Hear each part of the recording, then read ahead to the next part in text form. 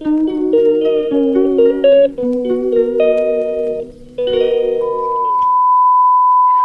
कैसे हैं आप सब। मैं उम्मीद करती हूँ आप सब बहुत ही अच्छे होंगे, स्वस्थ होंगे, मजे में होंगे। आज का व्लॉग बहुत ही अच्छे होने वाला है, तो देखना मत भूलिएगा। तो चलिए चलते हैं आगे। हेलो एवरीवन, तो आप लोग सोच रहे होंगे कि ये क्या हो रहा है, तो चलिए मैं बता देती हूँ। आज घर में थोड़ा रेनोवेशन का काम चल रहा है। हमारे स्टोर रूम में गेट नहीं था, तो आज कारपेंटर भैया आए थे गेट लगाने। स्टोर रूम का सारा सामान बिखरा हुआ है, पर फाइनली अब ये सेटल हो जाएगा, क्योंकि ये हमेशा ऐसा ही सामान बिखरा रहता था, तो उसकी वजह से बंदर आते थे और वो नुकसान करके चले जाते थे, क्योंकि निगरानी पर हम नहीं बैठ सकते थे ना, और इस वजह से बड़ी ही परेशानी आ रही थी। तो आज फाइनली गेट लग जाएगा। काफ़ी टाइम से हम सोच रहे थे कि गेट लग जाए, लेकिन कभी तो कारपेंटर भैया बिजी थे, तो कभी हमारा टाइम नहीं लग पा रहा था। यहाँ पर शुरू कर दिया था इन्होंने अपने ड्रिल मशीन से कुछ काम, क्योंकि लाइट ने भी अपनी पूरी अहमियत हमें दिखा दी थी कि कभी तो वो आ रही थी और कभी जा रही थी।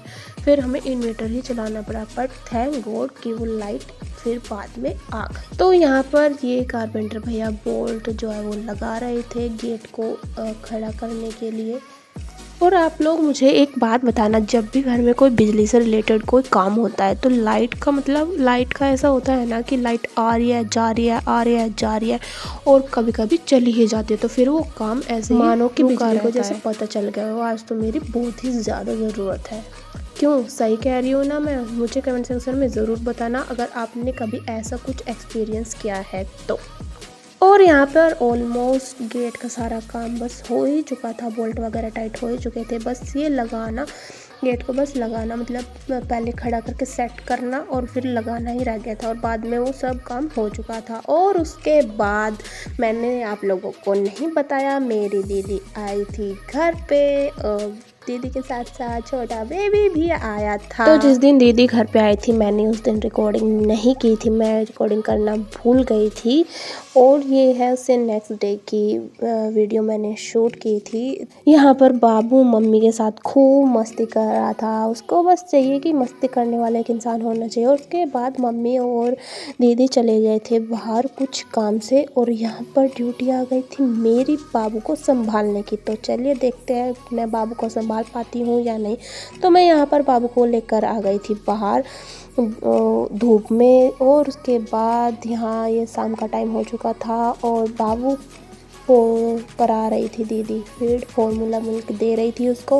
वो बहुत ही उसके साथ मस्ती करनी पड़ती है, उसको खिलाना पड़ता है, कभी कोई टॉयज दिखाना पड़ता है, कभी कुछ टॉयज दिखाना पड़ता है। देखते उसने अपना दूध जो है वो अपना पीता है। उसके बाद यहाँ पर मम्मी अपने कुछ कपड़े जो नए थे वो मम्मी ने प्रेस किए थे, और मम्मी को कहीं पे जाना था, तो मम्मी यहाँ पर निकाल रही थी अपने नए कपड़े, मतलब जैकेट, कैप, यही सब। और दूसरी तरफ मैं मम्मी को रिकॉर्ड भी कर रही थी और अपना वही सीरियल टाइम इंजॉय भी कर रही थी। और उसके बाद जब मम्मी ने अपने कपड़े वगैरह निकाल लिए, मम्मी ने और मैंने साथ में बैठकर अपना शो टाइम इंजॉय। मुझे आप लोग बताना कि अभी फ़िलहाल आप कौन सा सीरियल या फिर देख रहे हो, या फिर कौन सा शो देख रहे हो जो आपको बहुत ज़्यादा पसंद आ रहा है।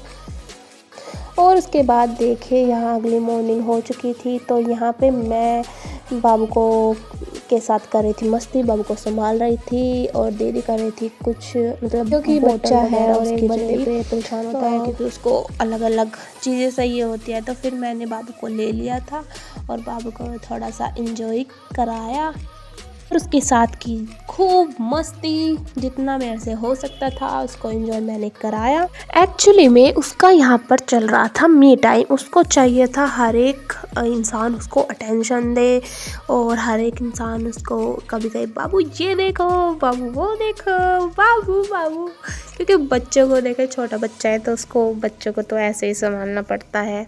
कभी उनको नए टॉयज़ चाहिए होते हैं, कभी उनको कुछ ऐसा चाहिए होता है जो उनको अट्रैक्ट करे, न्यू न्यू कलर्स उनको देखने को चाहिए होते हैं।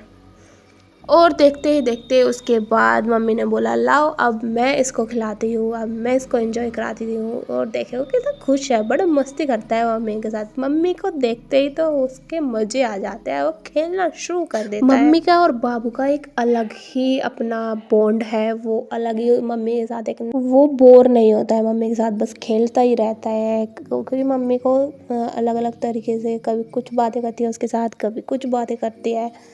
और अभी वो थोड़ा बड़ा हो रहा है, उसको नई नई चीज़ें चाहिए होती है। और फिर उसके 2-1 दिन बाद ही दीदी चल गई थी। वो जाने की भी वीडियो मैंने रिकॉर्ड नहीं की थी। नेक्स्ट टाइम जब दीदी आएगी तो मैं पक्का रिकॉर्ड करूँगी। उसके बाद मम्मी ने यहाँ पर जो आटा था वो ख़त्म हो चुका था और मम्मी के पैर में बहुत ज़्यादा दर्द था, इसलिए मम्मी इस तरीके से बैठी हुई है। और मम्मी यहाँ पर कर रही है पीसना, ना साफ़ कर रही थी।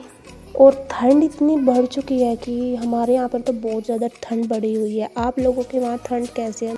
मुझे ऐसा लगता है कि अब की बार हर जगह ही ठंड पड़ रही है। अभी भी मेरे हाथ बिल्कुल ठंडे हुए पड़े हैं, जैसे कि मैंने फ्रिज में अपने हाथ रख रखे थे और उनको बाहर निकाल लिया है।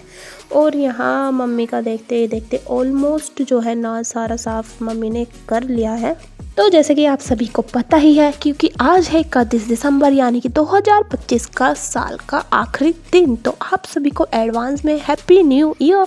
मे this year brings all the success, all the happiness that you want guys in your life. May your wishes comes true.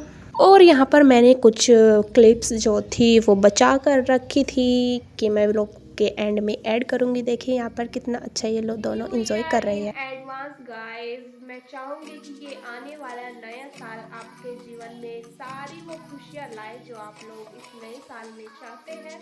तो आज के ब्लॉग में बस इतना ही। कैसा लगा आपको ये मेरा ब्लॉग? मेरे चैनल को शेयर, सब्सक्राइब, लाइक, कमेंट करना मत भूलना। आज के ब्लॉग में बस इतना ही। मिलते हैं अभी नए ब्लॉग में, तब तक के लिए बाय।